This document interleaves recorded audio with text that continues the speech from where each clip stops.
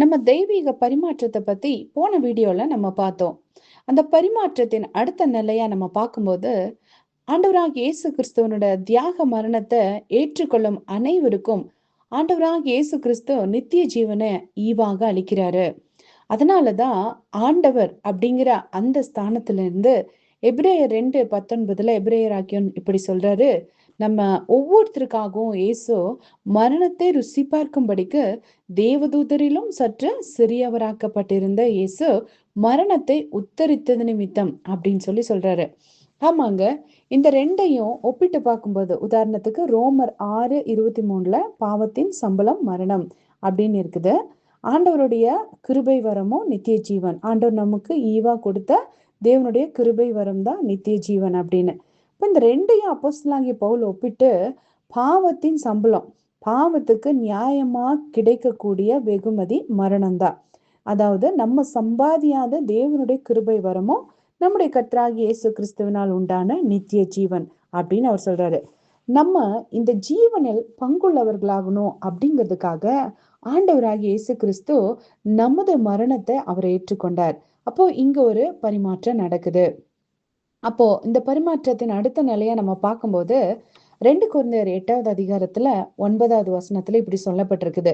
அவர் ஐஸ்வர்யம் உள்ளவராய் இருந்தும் நீங்கள் அவருடைய தரித்திரத்தினாலே ஐஸ்வர்யவான்களாகும்படிக்கு உங்கள் நிமித்தம் தரித்திரரானாரே அப்படின்னு இருக்குது. அப்போ இந்த பரிமாற்றம் தெளிவா இருக்குது. அதாவது நம்ம ஐஸ்வர்யவான்களாகணும் அப்படிங்கிறதுக்காக இயேசு தரித்திரரானார். நம்ம வறுமையிலிருந்து செல்வ நிலைக்கு நம்ம மாற்றப்பட்டிருக்கிறோம் அப்படின்னு சொல்லி இந்த வசனம் தெளிவாவே சொல்லுது. சரி, நம்ம எல்லாத்துக்கும் ஒரு கேள்வி வரலாம். இயேசு எப்போது தரித்திரரானார்? இப்ப இயேசுசாமி இந்த உலகத்துல அவர் பிறந்ததுல இருந்து அவர் தரித்திரரா தான் இருந்தாரா? ஆனா சில பேர் சொல்றாங்க இயேசுவானவர் பூலோக ஊழியம் முழுவதிலுமே அவர் ஏழையா இருந்ததா தான் சித்தரிக்கிறாங்க. ஆனா அது சரியான கணிப்பு இல்லைங்க. இயேசுவானவர் பெருமளவில் பணத்தை சுமந்து செல்லாவிட்டாலும் அவருக்கு தேவையானது எதுவுமே எந்த நேரத்திலும் குறைப்பட்டதே இல்லை. அவருடைய சீஷர்களை அனுப்பிய போதும் அவங்களுக்கும் ஒன்றும் குறைப்பட்டதில்லை. ஆண்டவர் ஒரு முறை ஊழியத்துக்கு அவங்கள அனுப்பும்போது சொல்றாரு, கையில எதுவும் கொண்டு போக வேண்டாம் அப்படின்னு சொல்லி அனுப்புறாரு. அவங்களும் அதை நம்பி போறாங்க. திரும்பி வரும்போது ஆண்டவர் கேட்கிறாரு, நான் உங்களை அனுப்பும்போது உங்களுக்கு ஏதாவது குறைவுபட்டிருந்ததான்னு கேட்கிறாரு. அவங்க சொல்றாங்க, இல்ல ஆண்டவரே, ஒண்ணுமே குறைவுபட்டதில்லைன்னு சொல்லி. அப்ப பாருங்க, சீஷர்களும் பணக்காரங்க மாதிரி தெரியல, ஆண்டவராக இயேசு கிறிஸ்துவும் பணத்தை தூக்கிட்டு சுமந்துட்டு போன மாதிரி தெரியல. ஆனா அதே நேரத்துல அவங்க குறைவுபட்டு இருந்ததாவும் வேதத்துல எழுதப்படல. ஏசாமி அவரோட சீஷர்களும் அவங்க ஏழைகளா இல்லாம எப்பவுமே மத்த ஏழைகளுக்கு அவங்க உதவி செய்தாங்க. நீங்க பாத்தீங்கன்னா லூக்கா 22:35 சொல்லப்பட்டிருக்குது. லூக்கா 22:35 ஆண்டவர் கடைசியில தான் அந்த ஒரு சூழ்நிலைக்கு போறாரு. அதாவது மத்தவங்க ஆண்டவரை கிண்டல் பண்றாங்க, நீ இயேசுவானா உன்னை நீயே காப்பாத்திக்கோன்னு சொல்லி. அந்த வசனம் கிடையாது. யோவான் 12வது அதிகாரத்துல 4-8 முடிய வசனத்தையும், யோவான் 13வது அதிகாரத்துல 29வது வசனத்தையும் நீங்க வாசிக்கும் போது அங்க தெளிவா எழுதப்பட்டிருக்குது, இவங்க ஏழைகளா இல்ல, இவங்க ஏழைக்கு உதவி செய்த ஒரு பிள்ளைகளா தான் இருந்தாங்க ஆண்டவரோட சீஷர்களை பார்க்கும்போது, ஆண்டவரை பார்க்கும்போது. யோவான் 12:4 அவருடைய சீஷரில் ஒருவனும் அவரை காட்டி கொடுக்க போகிறவருமாகி சீமோனுடைய குமாரனாகி யூதாஸ் காரியத்து இந்த தைலத்தை 300 பணத்துக்கு விற்று தரித்திரருக்கு கொடாமல் போனதென்ன அப்படின்னு சொல்றாரு. அதாவது இந்த இடத்துல மரியாள் அப்படிங்கிறவங்க விலையேற பெற்ற களங்கமில்லாத நலதம் அப்படிங்கிற தைலத்துல ஒரு ராத்தல் அவங்க கொண்டு வந்து இயேசுவின் பாதங்களில பூசி தன் தலைமயிரால அவருடைய பாதங்களை துடைக்கிறாங்க. அந்த வீடு முழுவதும் தைலத்தின் பரிமாணத்தினால் நிறைந்திருந்தது. இப்ப இந்த நேரத்துல யூதாஸ் காரியத்தை என்ன பண்றாரு அப்படின்னா, அவர்கிட்டதான் எப்பவுமே காணிக்கை பை இருக்கும். அப்போ பணப்பை அவர்கிட்ட இருந்ததுனால அவர் என்ன சொல்றாருன்னா, ஐயோ, இந்த தைலத்தை 300 பணத்துக்கு வித்தேன்னா நம்ம தர்தருக்கு கொடுத்துருக்கலாமே அப்படின்னா ஏற்கனவே அவங்க தர்தருக்கு கொடுத்திருக்காங்கிறத இவன் சொல்ற அந்த வார்த்தையின் மூலமாக நம்ம தெரிஞ்சுக்க முடியும். அப்போ ஆண்டவர் சொல்றாரு, தர்தர் எப்பவுமே நம்ம இடத்துல இருக்கிறாங்கப்பா, ஆனா நானும் எப்பொழுதும் உங்களிடத்துல இரேன் அப்படின்னு சொல்லி ஆண்டவர் அந்த இடத்துல சொல்றாரு. அப்போ அவங்க ஏழைகளுக்கு தர்தருக்கு உதவி செய்யக்கூடியவங்களா இருந்தது உண்மைதான். யோவான் 13:29 இங்க ஒரு வசனம் இருக்குது, யூதாஸ் பணப்பையை வைத்து கொண்டிருந்தபடினால் அவன் போய் பண்டிகைக்கு தேவையானவைகளை கொள்ளும்படிக்காவது தர்திரருக்கு ஏதாகிலும் கொடுக்கும் படிக்காவது இயேசு அவனுடனே சொல்லி இருப்பார் என்று சிலர் நினைத்தார்கள்.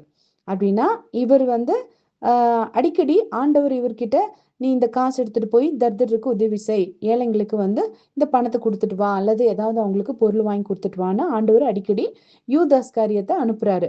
அப்போ யூதாஸ் காரியத்து இந்த சீஷர்கள் குரூப்ல காணாம இருக்கும்போது, ஓ ஏசாமி வந்து இவரை எதுக்காவது ஒரு வேலை சொல்லி அனுப்பிச்சிருப்பாரு அப்படின்னு சொல்லி அவங்க நினைக்கிறாங்க. அதுல அவங்க சொல்ற வேலை என்னன்னா, தர்தரருக்கு ஏதாகிலும் கொடுக்கும் படிக்க ஏசு அவனுடனே சொல்லியிருப்பார் அப்படின்னு சிலர் நினைத்தார்கள் அப்படின்னு இருக்குது. அப்போ ஆண்டவரோ அவரோட சீஷர்களோ ஏழைகளா இல்லை. எப்படி ஏழைகளா இல்லைன்னு சொல்றேன்னா, இப்போ திடீர்னு வந்து அவங்க வந்து டாக்ஸ் கட்டணும், இப்போ வரி கட்டணும்னு சொல்லி அவங்க வீட்டு வாசல்ல வந்து நிக்கும்போது சீஷர்கள் வந்து ஒருத்தர் முகத்தை ஒருத்தர் பாக்குறப்போ ஆண்டவர் சொல்றாரு, நீங்க சீக்கிரமா போய் மீனினோட வாயில இந்த இடத்துக்கு போங்க, மீனோட வாயில வந்து ஒரு வெள்ளி பணம் இருக்கும், அதை எடுத்துட்டு வந்து உங்களுக்காகவும் எனக்காகவும் வரி கட்டுங்க அப்படின்னு சொல்றாரு. இது வந்து ஒரு சூப்பர் நேச்சுரல் மிராக்கிள் தான். ஆனா ஒரு வங்கியில இருந்து காசு எடுத்தாலும் சரி, அல்லது மீனின் வாயிலிருந்து எடுத்தாலும் பணத்தின் மதிப்பு ஒண்ணுதானே. பணத்தினோட மதிப்பு என்னைக்குமே மாறுறதில்ல. மத்தேயு 17:27 நம்ம பாக்குறோம். அப்போ மத்தவங்க வரி கட்டின மாதிரி இவங்களும் என்ன பண்ணாங்கன்னா வரி கட்டினாங்க. சில வேளைகளில ஆண்டவர் வந்து ஜனங்களுக்கு உணவு கொடுத்த விதத்தை பார்த்தா அதுவும் ரொம்ப சூப்பர் நேச்சுரலா இருந்தது. ஒரு மனுஷன் 5000 ஆண்களுக்கும் பெண்களுக்கும் பிள்ளைகளுக்கும் திருப்தியா உணவளிக்கிறாரு அப்படின்னா அவர் எப்படி நீங்க ஏழைன்னு சொல்லுவீங்க? எந்த நிலைமையில ஏழைன்னு சொல்லுவீங்க? அப்போ நம்ம இன்னைக்கு ஒரு ஃபங்க்ஷன் வச்சா, அல்லது வந்து நம்ம வீடு பிரதிஷ்டை பண்ணாலோ, ஒரு திருமணம் நடத்தினாலோ, ஏதோ ஒரு காரியத்துக்கு பாருங்க 5000 பேர் வராங்க அப்படின்னா அது ரொம்ப பெரிய ஃபங்க்ஷனா இருக்கும். அப்போ ஆண்டவர் வந்து இங்க 5000 புருஷர்கள் அப்படின்னு தான் இருக்குது. ஜென்ஸ் வந்து அவங்க கவுண்ட் பண்ணாங்க. ஆனா லேடிஸ் எத்தனை பேருன்னு சொல்லி அவங்க அது அன்கவுண்டபிளா இருக்கலாம். அவங்களால எண்ண கூட முடியாம இருந்திருக்கலாம். கிட்டத்தட்ட இப்போ புருஷன் மனைவி பிள்ளைகள் அப்படின்னு பார்த்தோம்னா ஒரு ஆளுக்கு 2 பிள்ளைங்கன்னு பார்த்தா கணக்கு போட்டு பார்த்தா கூட ஒரு ஒரு குடும்பத்துல 4 பேருன்னு கணக்கு போட்டா கூட 20,000 பேருக்கும் மேற்பட்டவங்க வந்து வந்திருப்பாங்க, நமக்கு தெரியல. அப்போ புருஷர்களோட கணக்கு தான் இங்க இருக்குது.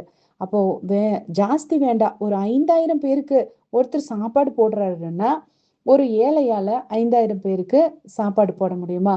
அப்போ எப்படி நம்ம அவரை ஏழைன்னு சொல்ல முடியும்? அப்போ அவர் ஏழை இல்ல, ஏழையா இருக்கல. அதனால ஏசாமி இந்த உலகத்துல இருக்கும்போது தம்முடைய பூலோக ஊழியம் முழுவதிலும் அவர் பரிபூர்ண வாழ்விற்கு உதாரணமா தான் அவர் வாழ்ந்தாரு அப்படிங்கிறத நம்ம பார்க்க முடியும். அதாவது அவரோட சொந்த வாழ்வின் தேவனுடைய சித்தத்தை நிறைவேற்ற அவருக்கு என்னென்ன தேவையோ அந்த தேவையான காரியங்கள் எல்லாத்தையும் பிதாவானவர் அவருக்கு கொடுத்தாரு. அவர்கிட்ட அது ஏற்கனவே இருந்தது. இது எல்லாத்துக்கும் மேலா அவர் தனக்கு தேவையானதை மட்டும் இல்ல, அவர் மத்தவங்களோட தேவையும் சந்திச்சாரு. அவருக்கு எப்பவுமே இல்லை அப்படிங்கிற ஒரு நிலை வந்ததே இல்லை. அப்படின்னா இயேசு எப்போ நமது நிமித்தமா ஏழையானாரு? எப்போ ஏசாமி வந்து தரித்திரரானாரு? இந்த கேள்வி நமக்கு வருதுல்ல. அப்போ அவரோட தரித்திர நிலைமையில இருந்து தான் நம்மள ஐஸ்வர்யவானா மாத்தினாரு. அதாவது நம்ம கிட்ட இருந்த தரித்திரத்தை அவர் எடுத்துக்கிட்டு நம்மள ஐஸ்வர்யவான்களை அவர் மாத்திருக்கிறாரு. இது எப்போ மாத்தினாரு அப்படின்னா கல்வாரி சிலுவையில கடைசி நிமிஷத்துல அதை செஞ்சாரு. ஆனா அதுக்கு முன்னாடி அவர் ஏழையாவும் பொறுக்கல, அவர் ஏழையாவும் வாழல. அப்போ அந்த இடத்துல நம்ம பார்க்கும்போது வேதத்துல இருந்து சில காரியங்களை நம்ம பார்த்தோன்னா அது நமக்கு தெளிவா புரியும்.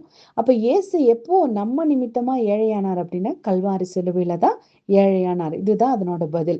நீங்க உபாகமம் 28:48 நீங்க வாசிக்கும் போது உபாகமம் அதிகாரம் முழுவதும் நீங்க நல்லவங்களா இருந்தீங்கன்னா உங்களுக்கு நல்லது நடக்கும், நீங்க கெட்டவங்களா இருந்தீங்கன்னா உங்களுக்கு கெட்ட விஷயங்கள் நிறைய நடக்கும்னு சொல்லி ஆசீர்வாதங்கள் சாபங்கள் அப்படின்னு சொல்லி 2 பட்டியலா போட்டு எழுதியிருப்பாங்க.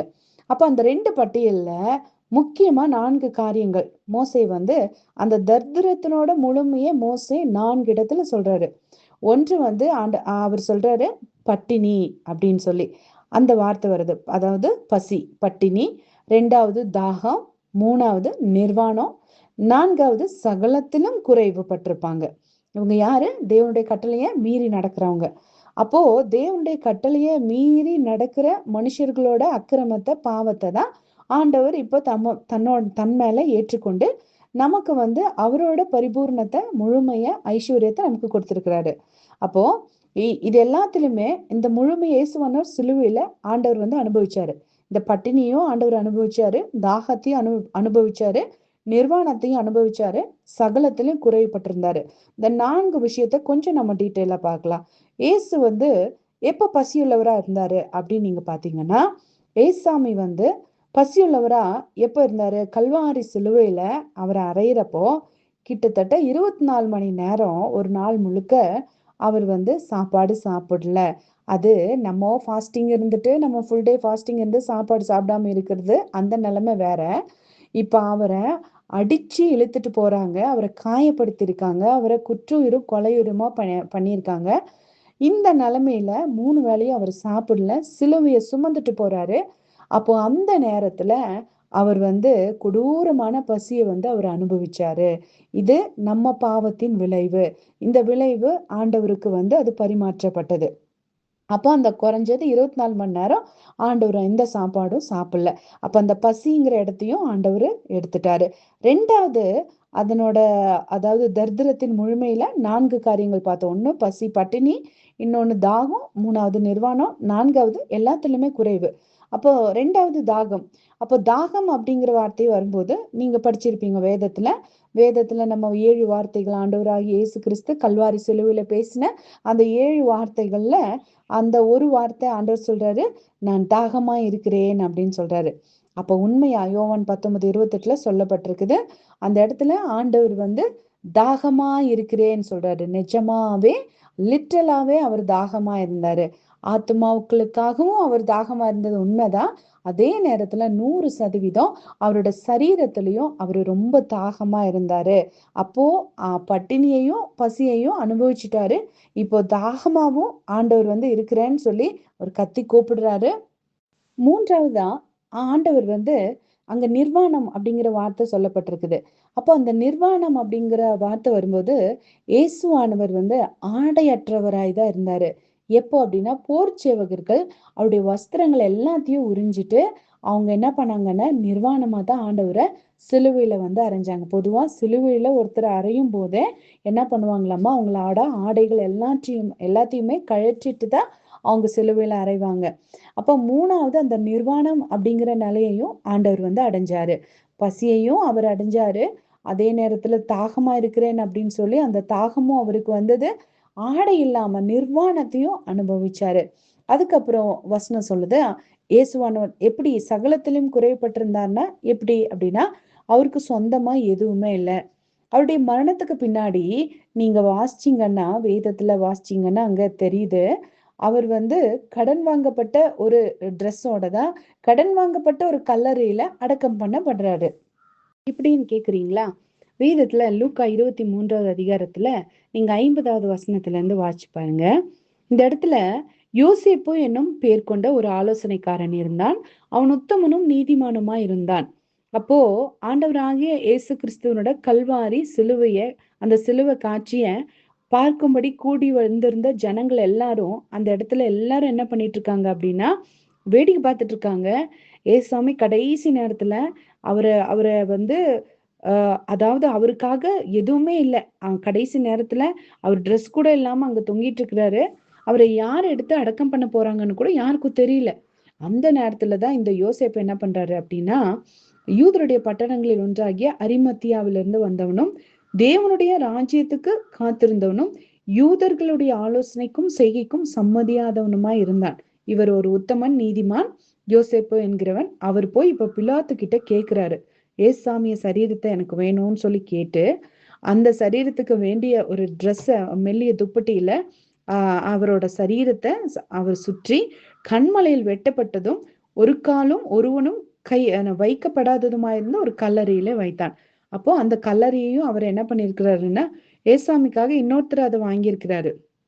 அப்ப ஏசாமியோட சரீரத்துல சுத்துறதுக்கு ஏசாமி கிட்ட ஒண்ணுமே இல்லை. அந்த நேரத்துல அவர் வெறுமையா இருந்தாரு.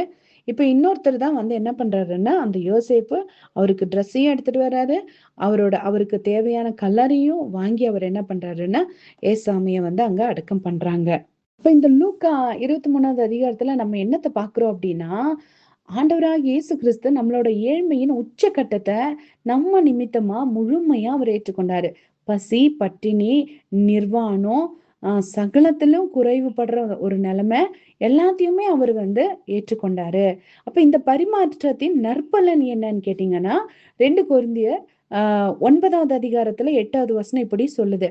மேலும் நீங்கள் எல்லாவற்றிலும் எப்பொழுதும் சம்பூரணம் உடையவர்களாயும் சகலவித நற்கிரியைகளிலும் பெருகுகிறவர்களாயும் இருக்கும்படியாக தேவன் உங்களிடத்தில் சகலவித கிருபையையும் பெருகச் செய்ய வல்லவராயிருக்கிறார். அப்ப பாருங்க, இந்த பரிமாற்றத்துக்கு தேவனுடைய கிருபை மாத்திரம்தான் அடிப்படை காரணம். தேவனுடைய கிருபை இல்லாம இது நடக்க வாய்ப்பே இல்லை. அப்போ இத நம்ம எப்பவுமே சம்பாதிக்க முடியாது. விசுவாசத்தின் மூலமா மட்டும்தான் இதை பெற்றுக்கொள்ள முடியும். அநேக நேரத்துல இயேசு கிறிஸ்துவுக்கு பூலோக நாட்கள்ல உண்டாயிருந்த அந்த அபரிமிதம் நமக்கு உண்டாயிருக்கும். இப்போ நீங்க இந்த வார்த்தையை கேட்டுட்டு இருக்கிறவங்க ஊழியக்காரர்களா இருக்கலாம், இல்ல விசுவாசிகளா இருக்கலாம். ஆனா உங்களுக்கு எந்த ஒரு வசதி வாய்ப்பும் இல்லாம இருந்தாலும் கூட சில நேரத்துல நமக்கு வந்து எதுவுமே குறைவா இருந்தது போல இருக்காது. என்னோட ஊழியத்தின் ஆரம்ப நாட்கள் அப்படிதான். எங்க கையில எந்த காசும் இல்லை. நானும் என்னோட கணவரும் ஊழியத்துக்காக 25 வருடங்களுக்கு முன்பதாக அழைக்கப்பட்ட போது அப்ப கையும் காலும் தான் இருக்குது, எங்களுக்கு வேற ஒண்ணுமே இல்லை. ஆனா இப்ப நான் யோசிச்சு பாக்குறேன், ஒரு நாள் கூட நாங்க சாப்பாடு சாப்பிடாம இருந்ததில்ல, நாங்க நல்ல ட்ரெஸ் போடாம இருந்ததில்ல, எங்கேயும் போகாம இருந்ததில்ல. எல்லா இடத்துலயுமே நாங்க வந்து சம்பூர்ணமா இருந்தோம், திருப்தியா சாப்பிட்டோம். நாங்க இன்னும் கேட்க போனா இப்ப இருக்கிறத விட அந்த நேரத்துல, காசு இல்லாத நேரத்துல நிறைய ட்ரெஸ் வாங்கியிருக்கோம், நிறைய சாப்பாடு சாப்பிட்டிருக்கோம், நிறைய பேருக்கு நாங்க ஹெல்ப் பண்ணியிருக்கோம். இதெல்லாம் எப்படி ஆண்டவரேன்னு யோசிச்சு பார்த்தா இப்பதான் இந்த வசனத்தை வாசிக்கும் போது எனக்கு புரியுது. இந்த அபரிமிதம் நமக்கு உண்டா இருக்கிறதுக்கு காரணம், நம்ம கையில அதிக பணம் இல்ல, நம்ம பேங்க் பேலன்ஸ் கூட நமக்கு இருக்காது. அந்த நாட்கள்ல எல்லாம் எங்களுக்கு பேங்க் அக்கௌண்டே கிடையாது. அப்படி இருந்தாலும் கூட நம்மளோட அன்றாட தேவைகளுக்கான காரியங்கள் அது போக மத்தவங்களுக்கும் கொடுக்கிற அளவுக்கு நம்ம கிட்ட அதிகமா இருக்கிறபடி ஆண்டவர் செஞ்சிருக்கிறாரு. இதுக்கான முக்கியமான காரணம் என்னன்னா, வேதத்துல எழுதப்பட்டிருக்குது, வாங்குகிறதை பார்க்கிலும் கொடுக்கிறதே பாக்கியம் சொல்லி. நீங்க கொடுக்கிற தேவனுக்கு கொடுக்கிற மனுஷங்களா இருந்தீங்கன்னா, என்னோட அனுபவத்துல நான் அதிகமா அதை பார்த்திருக்கிறேன். நம்ம ஆண்டவருக்கு தாராளமா கொடுக்கும்போது அது ஒரு விதையா ஆண்டவர் ஏற்றுக்கொண்டு அபரிமிதமான பலனை நமக்கு கொடுக்கிறாரு. அப்ப கொஞ்சமா விதைக்கிறவன் கொஞ்சமா இருப்பான். அதிகமா நம்ம விதைச்சோம்னா இல்லாத நேரத்துல நம்ம விதைக்கிறப்போ இன்னும் நிறைவா நம்ம வந்து பெற்றுக்கொள்வோம். அப்ப பாருங்க, தேவனுடைய பிள்ளைகள் எல்லாருமே உயர்ந்த ஆசீர்வாதங்களை அனுபவிக்கணும் அப்படிங்கிறது தான் தேவனுடைய நோக்கமா இருக்குது. அதனாலதான் ஆண்டவர் வந்து என்ன பண்றாரு அப்படின்னா, நம்மளோட சொந்த தேவைக்கு மட்டும் காசு நமக்கு கொடுக்கல, நிறைய நேரத்துல நமக்கு ஆண்டவர் பணத்தை அதிகமா கொடுக்குறாரு. நம்ம மத்தவங்களுக்கும் கொடுக்கிற நிலைமையில நம்மள வச்சிருக்கிறாரு. அப்போ இதுதான் ஆண்டவராகிய இயேசு கிறிஸ்து நம்ம வாழ்க்கையில செய்திருக்கிறாரு. ஆண்டவரோட ஆசையே அதுதான், நம்ம பரிபூர்ண முடியவங்களா இருக்கணும் அப்படின்னு சொல்லி. அப்போ அடுத்ததான் இந்த பரிமாற்றத்தை பத்தி பார்க்கும்போது இன்னொரு பரிமாற்றம் நடக்குது. என்னன்னா, இயேசுவானவர் நமது ஏழ்மையை ஏற்றுக்கொண்டு அவர் ஏழையா மாறுறாரு. அப்ப நம்ம கிட்டதான் அந்த ஏழ்மை தன்மைங்கிறது நம்ம கிட்ட இருக்குது. இந்த ஏழ்மை தன்மையை அவர் ஏற்றுக்கொண்டு அவர் ஏழையாயிட்டாரு. இப்போ இயேசு கிறிஸ்துவுக்கு உண்டான நற்பலன்கள் நன்மைகளை நம்ம அனுபவிக்கும்படி ஆண்டவர் என்ன பண்றாரு, தீமையை அவர் ஏற்றுக்கொள்றாரு. தீமையை அவர் ஏற்றுக்கொண்டு நன்மையை நமக்கு கொடுக்கிறாரு. இதுதான் பரிமாற்றம். ஏழ்மையை அவர் ஏற்றுக்கொண்டு அவர் ஏழையாயிட்டு ஐஸ்வர்யத்தை நமக்கு கொடுக்கிறாரு. இப்ப பாருங்க, நம்முடைய அக்கிரமம் இருக்குதுல்ல, நம்ம செஞ்ச பாவங்கள், மனிதர்கள் செய்த பாவம் மனிதர்கள் மேல் கொண்டு வந்த 2 கொடூரமான காயங்கள் என்னன்னா, ஒண்ணு வெட்கப்படுற ஒரு சூழ்நிலை, 2வது புறக்கணிப்பை அனுபவிக்கிற ஒரு சூழ்நிலை. இது 2மே சிலுவையில இயேசுவின் மேல வந்தது. நீங்க நல்லா பாருங்க. பொதுவா ஒரு மனுஷங்களுக்கு எப்போ வரும் அப்படின்னா, இப்ப வந்து சின்ன பிள்ளைங்கள வந்து தவறா யாராவது வந்து அபியூஸ் பண்ணிட்டாங்க அப்படின்னா, அந்த பிள்ளைங்கள ரொம்ப வெட்கப்படுற சூழ்நிலையில இருப்பாங்க. அதாவது அவங்க சின்ன வயசுல சில கொடூரமான காயங்களை வந்து அவங்க அனுபவிச்சிருப்பாங்க. அது அவங்கள ரொம்ப காயப்படுத்தியிருக்கும். அது வந்து அவங்களுக்கு அவமானமா இருக்கும். சில பிள்ளைங்க வந்து அதை வெளியில சொல்லவே மாட்டாங்க. சில ஸ்கூல்ல, சில காலேஜ்ல, சில டீச்சர்ஸே என்ன பண்ணுவாங்கன்னா பிள்ளைங்க கிட்ட தப்பா நடப்பாங்க. அப்போ அதை வந்து அவங்க வெளியில வந்து இந்த பிள்ளைங்க வந்து அவங்க சீன்றதை சொல்றதுக்கு இவங்க வெட்கப்படுவாங்க. இந்த மாதிரி வெட்கம் அனுபவிக்கிற அந்த சூழ்நிலை, அதாவது இன்னும் சொல்ல போனா சில பிள்ளைகளோட வாழ்க்கையில அவங்களோட பால் உணர்ச்சியை தகாத முறையில அவங்க யூஸ் பண்ணும்போது இது வந்து என்ன பண்ணுதுன்னா, போக போக அவங்களுக்குள்ள ஒரு காயத்தின் தழும்புகளை உண்டாக்குது. அவங்க தவறா அவங்க யூஸ் பண்ணும்போது அவங்களுக்குள்ள ஒரு குற்ற உணர்வு உண்டாகுது, வெட்கம் உண்டாகுது. தப்பு செஞ்சா அவங்களுக்கு வெட்கம் வருது. அதனாலதான் நான் சொல்றேன், இந்த தழும்புகள், இந்த காயங்கள் வந்து ஆண்டவராகிய இயேசு கிறிஸ்துவனோட கிருபையினால மட்டும்தான் அதை குணமடைய கூடும். மனிதர்கள் அவர்கள் கொடுக்கிற மருந்து மாத்திரையினாலேயோ மற்ற காரியங்கள்னாலேயோ இதை குணப்படுத்த முடியாது. எபிரேயர் 12:2 சொல்லப்பட்டிருக்குது, இயேசு அவமானத்தை எண்ணாமல் சிலுவையை சகித்து அப்படின்னு சொல்லி. இப்ப அவமானத்தை எண்ணாமல் அப்படின்னா, அவமானம் அவமானம், நீ அந்த வார்த்தை ஏன் வரணும்? வெட்கம் அப்படிங்கிற வார்த்தையை தான் அது குறிக்குது. எதுக்கு அவமானத்தை அவர் எண்ணாமல் அப்படின்னு இருக்குதுன்னா, பொதுவா எல்லா விதமான மரணங்கள் இருக்குது. அந்த மரணங்கள் எல்லாத்த விட ரொம்ப வெட்கத்துக்குரியது என்னன்னா, கீழ்த்தரமான கைதிக்கு அளிக்கப்படுகிற அந்த மரணம் தான் சிலுவையில அறையப்படுற அந்த மரணம். அப்போ இந்த சிலுவையில அறையப்பட இருக்கிற அந்த நபரின் ஆடைகள் எல்லாத்தையும் உருவிட்டு, அந்த சிலுவை மரணத்தை ஏன் அவமானம், சிலுவை ஏன் அவமான சின்னம் அப்படின்னு சொல்லப்படுதுன்னா, அவங்க அப்படியே நிர்வாணமா தொங்க விட்டுருவாங்க. சிலுவையில எல்லாத்தையும் ஆடைகளை உருவிட்டு வந்து நிர்வாணமா தொங்க விடுவாங்க. அது மட்டும் இல்ல, யாரெல்லாம் அந்த நிர்வாணமா தொங்கிட்டு இருக்கிறவங்கள கடந்து போறாங்களோ, அவங்க சத்தம் போட்டு கேலி செஞ்சு கிண்டல் அடிச்சு, அப்போ இந்த மாதிரி எல்லாம் செய்வாங்க. ஆண்டவராகிய இயேசு கிறிஸ்து அந்த அவமானத்தின் உச்ச கட்டத்தை நமக்காக அவர் வந்து அடைஞ்சாரு. எதுக்குன்னா, யாரெல்லாம் வாழ்க்கையில இப்படி ஒரு அவமானப்படுற சூழ்நிலையில வாழ்ந்துட்டு இருக்காங்களோ, உங்களுக்காக அந்த அவமானத்தை நான் ஏற்றுக்கொண்டேன், கல்வாரி சிலுவையில இந்த அவமானத்தை நான் ஏற்றுக்கொண்டேன் அப்படின்னு சொல்றதுக்காக தான் ஆண்டவர் என்ன பண்றாருன்னா, அந்த இடத்துல அவமானத்தை எண்ணாமல், என்னோட ட்ரெஸ்ஸை கழற்றியா, நீ கழட்டிக்கோ, நான் உனக்காக என்னோட உயிரையும் கொடுக்குறேன்னு சொல்லி இந்த கல்வாரி தியாக மரணத்துல அது காண்பிக்கிறாரு. இன்னொரு காரியம், புறக்கணிப்புங்கிற காரியம் அங்க வருது. புறக்கணிப்பு அப்படின்னா, இத பார்த்தா இது வெட்கத்தை விட இன்னும் ரொம்ப அதிகமான வருத்தத்தையும் வேதனையையும் காயத்தையும் வலிகளையும் உண்டாக்கக்கூடிய ஒரு காரியமா இருக்குது.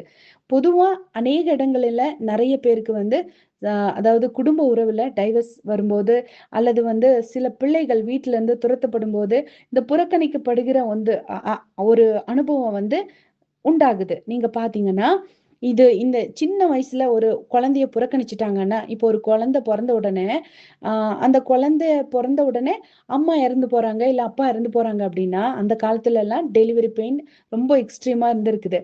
அப்போ அந்த பெயின்ல தாங்க முடியாம நிறைய பேர் வந்து இறந்து போயிருவாங்க. அப்ப என்ன சொல்லுவாங்க, பாரு இந்த குழந்தை வரும்போதே அம்மாவை முழுங்கிட்டு வந்திருக்குது, இல்ல இது வந்து வீட்டுக்கு வந்த உடனே அப்பாவை முழுங்கிருச்சு இப்படின்னு ஏதாவது சொல்லுவாங்க. அப்போ புறக்கணிக்கப்படுகிற ஒரு சூழ்நிலைக்கு உள்ளாகுறாங்க. இது தமிழ்நாட்டுல நிறைய இடங்களில இந்த மாதிரி காரியங்கள் நடக்கிறத நம்ம பார்த்துட்டு இருக்கிறோம். அப்போ இந்த ஒரு புறக்கணிக்கப்பட்ட சூழ்நிலை, இது வெட்கம் அனுபவிக்கிறதை விட இன்னும் ரொம்ப வலி. இந்த வலி எப்ப வரைக்கும் இருக்கும்னா, குழந்தையில அவங்க புறக்கணிக்கப்பட்டிருந்தாங்கன்னா, அவங்க வயசாகி அவங்களோட முதிர் பருவத்துல அவங்க கல்லறைக்கு போற வரைக்கும் அந்த சூழ்நிலை அவங்க கூடவே இருக்கும். அப்போ இயேசு வந்து எபிரேயர் 2:10 சொல்லப்பட்டது போல, சிலுவையில இந்த அவமானத்தை தான் ஆண்டவர் என்ன பண்ணாரு, அவர் சகித்து அப்படின்னு சொல்லி அவர் சகிச்சிருக்கிறாரு.